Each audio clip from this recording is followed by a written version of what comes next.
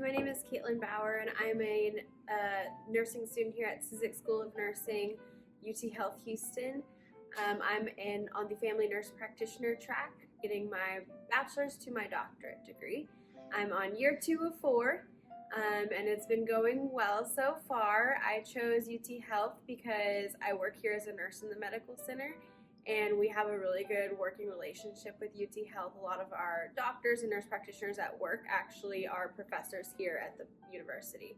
So it's really cool to kind of have that experience at work kind of bleed into school and learning, the next step of my career. It's been a great experience so far. We've gotten to do a lot of hybrid stuff. I'm still able to work full-time and come into classes and learn skills and labs up here on campus. We have an advisor who stays with us the whole time, and we have a really good relationship. She emails me, checks in on me, and all the professors are always helpful and there if we need anything.